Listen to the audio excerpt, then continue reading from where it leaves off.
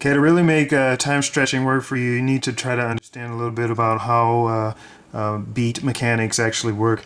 If you are talking about a time signature where you've got 120 beats per minute, that's basically a beat, 2 beats per second. So a single beat is, there's a 60 seconds in a minute.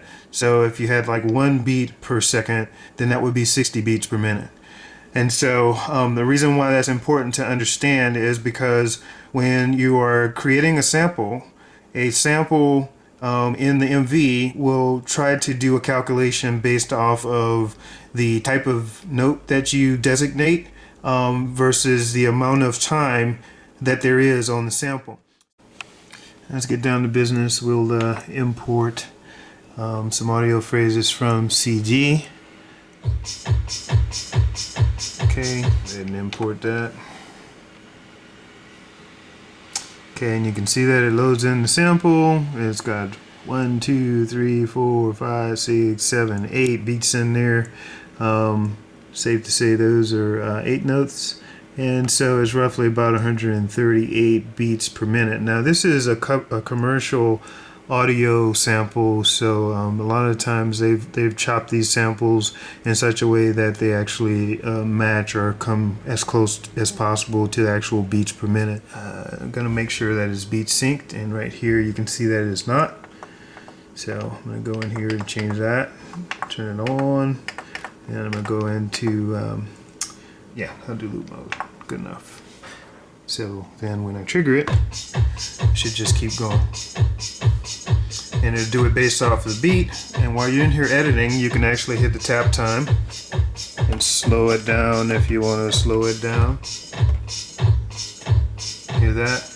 Okay, now you had a question about the stretch. Let me show you about stretch here.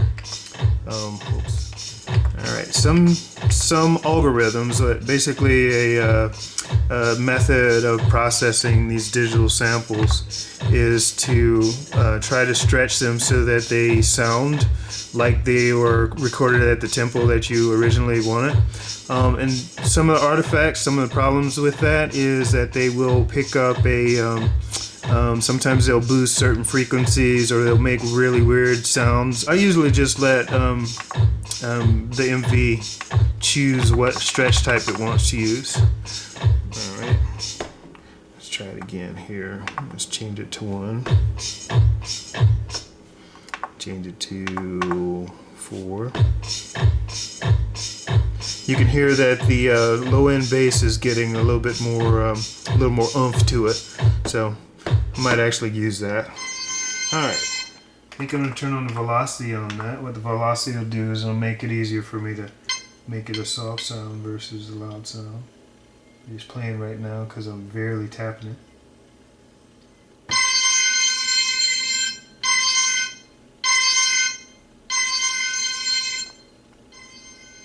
Hear that? Okay, so now it should all be in sync with the music. Now I'm going to try to record the instrument tracks.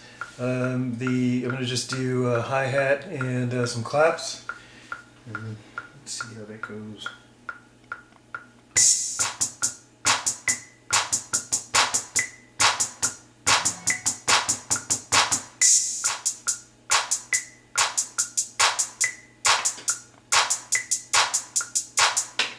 Good enough.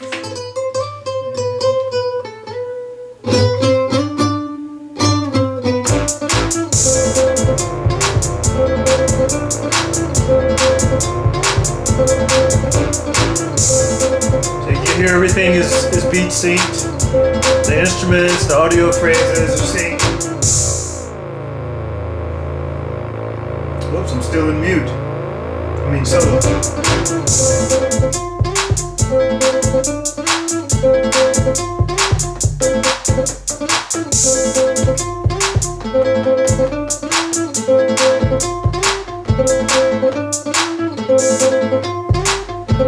So I should be able to stay in sync with you, even if you're playing.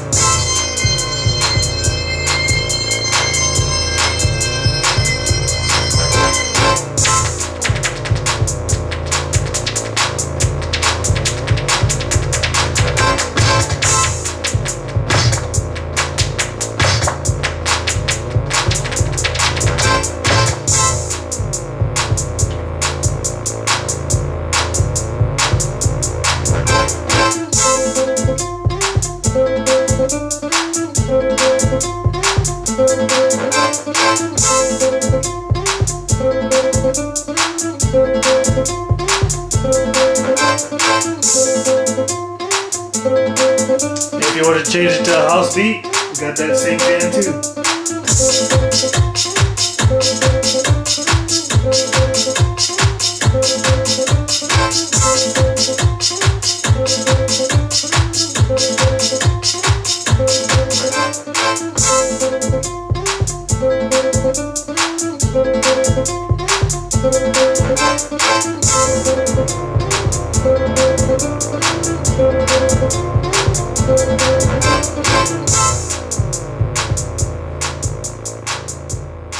Now here I have a sample that I chopped up a little bit.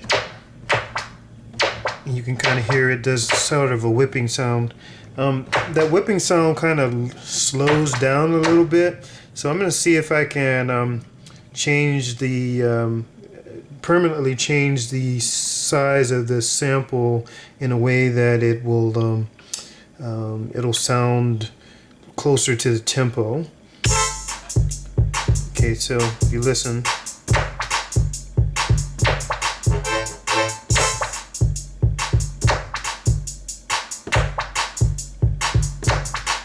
Okay, so it lags just a little bit. I'm gonna go in here and do a command against it.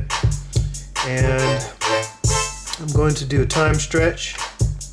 And with the time stretch, it's done in a percentage. So if I want to make it larger, then I make a larger percentage, which would slow it down. If I want to make it faster, smaller, then I would go below 100%. So let's say if I do 94%, let's see how this, I'm not going to replace, I'm just going to edit it.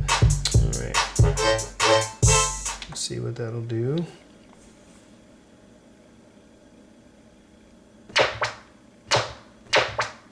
Okay, that might even sound a little bit better.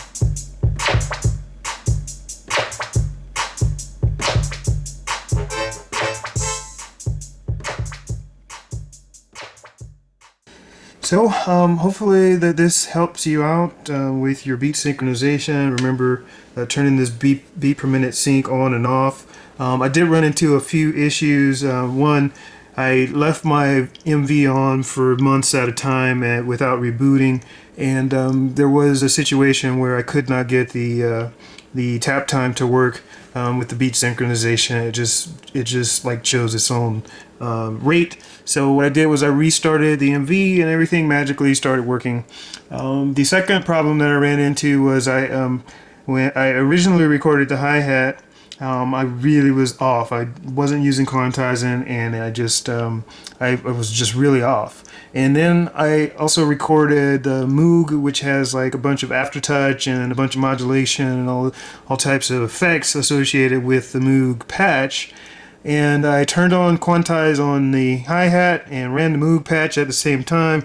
And the net effect was that the hi-hat started to get further and further off. So that if you're running into some weird situations, look at the quantizing and maybe turn it off and stop your playing and start playing again and see whether or not it resolves it. And in that case, in my case, all I did was I re-recorded so that I was that my timing was on time, as close to on time. And even then, when I turned on the quantizing, it worked. It continued to work. properly. So if you run into those two weird situations, hopefully that'll help you get unstuck. This is Kenneth. I appreciate you watching, and thanks for asking about how to do beat synchronization on MV. If there are any questions further, please just don't hesitate to send me an email, and I'll try to respond, hopefully with video, but sometimes if I can't do a video, I'll just write you directly. Peace.